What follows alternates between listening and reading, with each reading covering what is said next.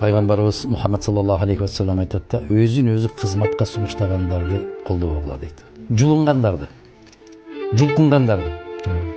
Себеп ал убактылуу гана элдин колдоосуна ээ болот дагы, жараткандын колдоосунан ажырайт дейт.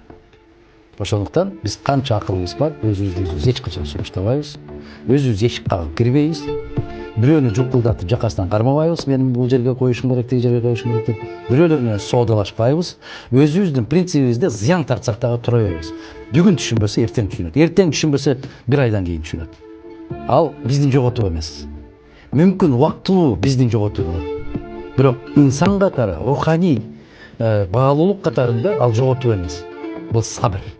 Бул сабыр. Сабыр. Аябай чоң сабырдуулук.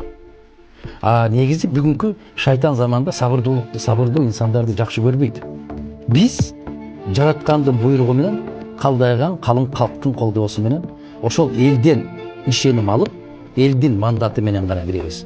4-5 кишинин жүгүрүктөрү менен кирбейбиз. Анан дали оңолбодуңуз дегендей сөздөрдү уктум. Оңолбойм, бул жагынан мен кебелбес турам. Себеп ар бир нерсе өзүнүн жолу менен, мыйзам менен болуш керек. Эсиңизде барбы? Троя деген керемет фильм бар. Ооба. Ахиллес менен Гектор экөө бири-бирин ушунчалык жек көрөт.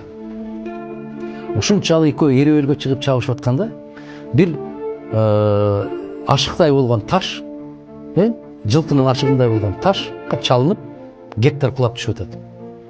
Ахиллес эмне деди? Тур. Менин даңкымды кандайдыр бир таш алып койгонун каалабайм деди. Керемет. Укмуш, караңызчы, не деген философия жатат. Кулап калгандан кийин секирип барып туруп эле тиги Муздап салса да болот. Муздап салса болот, башын жана чапса болот. Жок, тур дейт, тур. Сен тур, экөөбүздө бирдей шарт болсун. Кулап калган кишини өлтүрүп алып, мен атагымды чыгаргым келбейт. Анда менин атагым тиги ташка өтүп кетет дейт. Ошол сыяктуу эле. Бүгүнкү түзүлгөн кырдаалда менин ушул жерге жетишкендигимди кворум деген маселе өккө чыгарбаш керек деген жигиттик эр-азаматтык Ахиллес сыяктуу бир чечим кабыл кылыш керек. Баягы Цезарьдын аялы ар кандай күмөндөн сыртта болуш керек деген сыяктуу эле.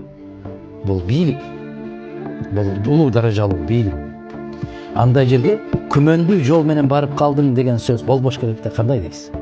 Мына ошол, эгерде Ахиллес Гекторду кайрадан тургузуп, кайрадан экөө эриөлгө чыкпаса, 3000 жылдык тарыхы бар бул эпопея айтмакта, Гектор тиги ташка чалынбаганда Ахиллес утулмак деген сөз 3000 жыл. Тарых башкача жазылган. Тарых башкача жазылган. Ахиллес болуп калмак эмес. Ошондо кеп ошондо да бул тарыхта калам деген кишинин тарыхында, өмүр баянында кандай деп айтабыз билбейм. Ушул шайланып аткан мезгилинде эч кандай шек саноо, күмөн болбош керек да. Мына ошондо күчкө ээ болот.